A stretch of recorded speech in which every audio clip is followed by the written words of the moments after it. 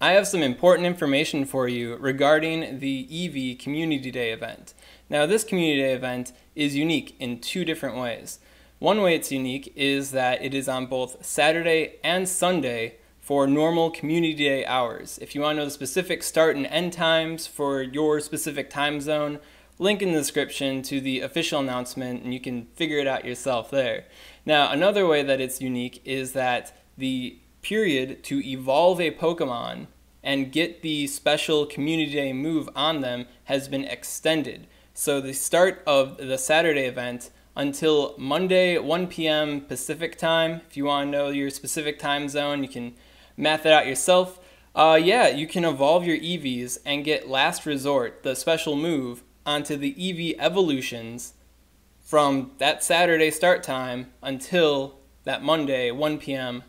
Pacific time. If you don't believe me, link in the description to the official announcement on that. The reason I'm making this video is I want to highlight some important pieces of information for you. Using pre-release information from Pkmn Master Holly, we now know that Last Resort is very likely going to have a 90 base power. She also included a video, and doing a frame-by-frame analysis of that video, it has been determined that Last Resort is very similar to Hydro Cannon in performance. If you want some specific numbers on the implication of this Last Resort on Eeveelutions, I am doing a live stream tonight, 7 p.m. Central Time on my Twitch channel, Swag Tips, right? And then the video cut of that will end up on my YouTube channel on Friday, but there's some very basic information I want to emphasize to you guys before we get into the deep numbers on that. And that is, Espeon is going to be really good with this attack. With Last Resort, barring any Game Master changes, it will make Espeon the number 6 top neutral DPS Pokemon. Now, I know it's still under Rayquaza, Mewtwo, Salamence, Gengar, and Dragonite, but what's even more interesting is how it performs under partly cloudy weather. If it's partly cloudy outside, Espeon is the number 1 neutral DPS Pokemon, beating out Rayquaza, whatever you want to call him, beating him out as the top neutral DPS. This is actually a pretty big deal. If you think back to like my Mew moveset video where I'm like, yeah, you can use these movesets and then it's kind of good for gymming or doing stuff, right? That's fluff baby stuff. This is the real news here. Espeon being a monster with DPS with the Last Resort. To put this in perspective, a light sort of foray into the data has shown that this Last Resort on Espeon may be even better than Future Sight against the Machamp raid. And if it's partly cloudy outside, well, you can bet your bottom dollar it's going to be better than Future Sight. So pretty big news for Espeon there. So that's good and all, but why don't I just save it for the live stream tonight? Well, the reason why I want to get this information out to the masses sooner is because you can pre-walk your Eevees now and evolve them at a later date. In order to get Espeon and Umbreon, if you're not familiar, you have to set Eevee as your buddy and walk it 10 kilometers and evolve it either during the daytime or during the nighttime. What people might not be aware of is that you can set Eevee as your buddy Pokemon, walk it 10 kilometers, switch it out for a different buddy, and then put that 10 kilometer Eevee as your buddy again at a later point in time and evolve it then, and you will get the Espeon or the Umbreon depending on the time of day. So you can pre-walk several Eevees and have them locked and loaded, ready to go for the Community Day event, so you don't have to struggle trying to run around town, trying to evolve all these different Espeons and Umbreons at the last minute. You now have, the peace of mind that you already have these Espeons and or Umbreons locked in. If you're curious about Umbreon, it's not going to be an impressive attacker, but Last Resort will be a better move for it on defense. Not the hot button Pokemon, but if you're pre-walking for Espeon, then you don't have to worry about trying to walk for the Last Resort Umbreon too, right? So yeah, just getting that stuff in ahead of time.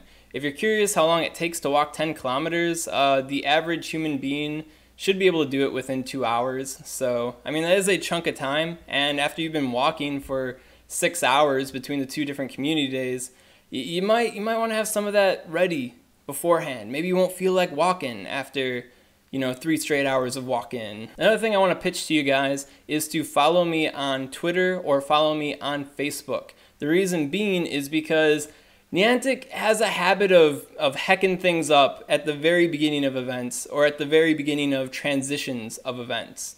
We've all seen it happen. There could be the possibility that there is a window of time after the normal 3-hour window where we won't be able to evolve our Pokemon and get Last Resort.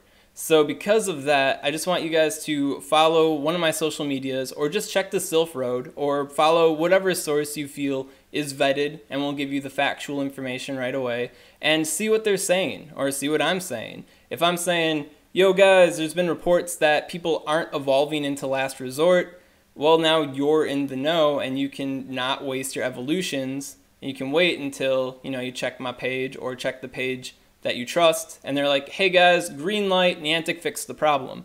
I'm not saying that there is going to be a problem, it's just that there is the potential for there to be a problem. I know that certain regions have gotten burned in the past trying to evolve Pokemon and get the Community Day move, and Niantic didn't flip the switch for it or whatever, and there was no justice for them. So very unfortunate if that happens. So because of that, just check the Sylph Road, check my social media, and I'll keep you up to date with what's going on with that. I mean, you have until Monday to evolve these Pokemon, so why not hold out and make sure that you can actually get Last Resort on them in case of any technical difficulties, right? Since I'm giving some tips here for Community Day, I may as well give you a couple extra ones. Another thing you'll want to keep in mind is if you catch any low IV Eevees that are at a high level, after the 3-hour window, you can go at a restaurant or a bar or something, chill with your Pokemon Go friends, and trade those Eevees. If you get the lucky from it, then that's a better IV Eevee at a high level, and then you don't have to power up that much to, get it to an even higher level, right? So yeah, you can trade off those high level low IV Eevees with your friends that also have high level low IV Eevees. Maybe it's the same exact Eevees, and then you'll have a chance of getting a better IV high level Eevee. Save yourself some Stardust, might be a good idea. You may also be wondering, Ryan Swag, how do I collect them all? How do I guarantee I'm going to get every single shiny Eevee? Well, for base, there's the base Eevee. Then there's Umbreon and Espeon, which you can for sure get using the Buddy evolution, right? But then we run into a little snag, and that's Vaporeon, Jolteon, and Flareon. If you've already used the naming trick, then you got to roll the dice each time, hoping you evolve the right one. Unless you're looking to trade and spend some fat Stardust for the person that has the Flareon and you're missing the Flareon, right? If you want to do it independently without trading, then it might cost you some Eevees. My friend Bioweapon from the Game Press team already did all the math on that, and if you want to skip all this complex calculation stuff, the TLDR is that it's going to take you about 9 Eevees to have a 90% chance, give or take, to evolve each different of the 3 Eeveelutions, right? So it's going to take you about 9. If you want some perspective on this, if you've ever tried to use a charge TM to get a specific charge move, it's going to be those kind of odds. So you could get lucky and hit them all right away, but more likely you're going to be whiffing a couple of them, getting all angry like, oh gosh, my 4th Jolteon in a row, is there no justice, John Hankey, right? So because of that, if you don't want to trade, you're going to want to stock up on some shiny Eevees and have some realistic expectations to the evolution process here.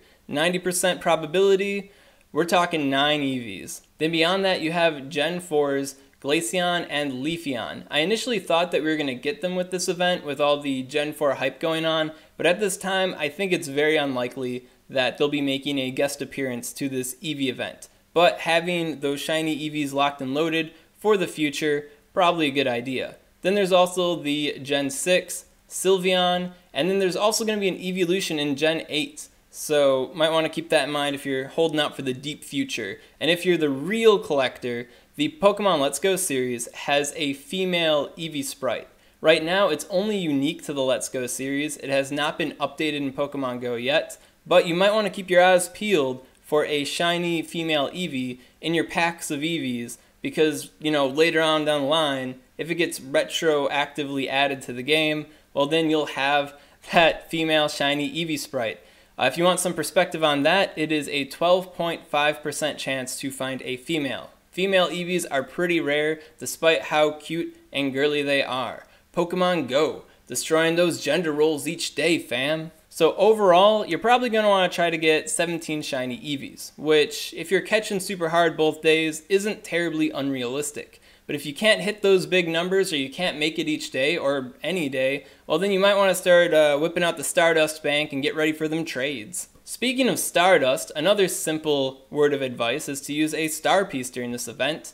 You're going to have a X3 catch Stardust bonus going on. So with the star piece, that becomes a 4.5 bonus to your Stardust catching. If you want to sweeten the pot, you can do the fast catch animation skip glitch. That's where you put your finger on the Pokeball, drag it to the berry, use your dominant hand to catch the Pokemon, tap the screen, which brings up the Pokeball menu option, and then you get rid of it, and then you click the run button, and then you caught the Pokemon.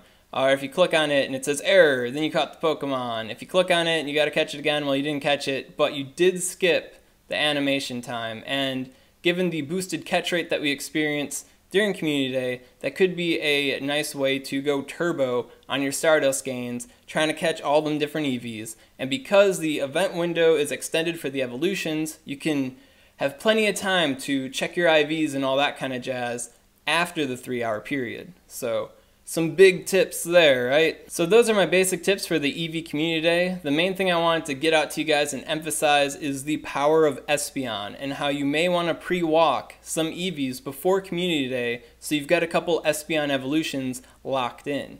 If you have any additional tips people should probably know about this event, then comment below, let them know. If you have any questions, comment below, let me know. And if you like this content, you want to see more like it, or you want to catch my more in-depth analysis on Last Resort, well then subscribe to Swag Tips. I'll have that video out tomorrow, let you guys know how good this Last Resort is on the rest of the Eeveelutions, and getting a little bit more detailed on the Espeon's performance here. Swag Tips. Oh yeah, and just because it'd be criminal not to mention this, if you have not used the naming trick on your Eevees, that is another way to guarantee that you'll get the evolutions. So Pyro, Flareon, Sparky, Jolteon, Rainer, Vaporeon, Sakura, Espeon, and Tamao, Umbreon, right? So if you have not used those naming tricks yet, you do get a one-time use to for sure guarantee an evolution. If you have not used the Sakura or the Tamao, that is a good way to instantly evolve a really good Eevee, a really good shiny Eevee, into the Last Resort Espeon or Umbreon, if you want it immediately, if you have not done it yet. Personally, I think I've used all of them but Pyro. So, my luck, the first Eevees I'm going to evolve are going to become Flareons. Then I'm just not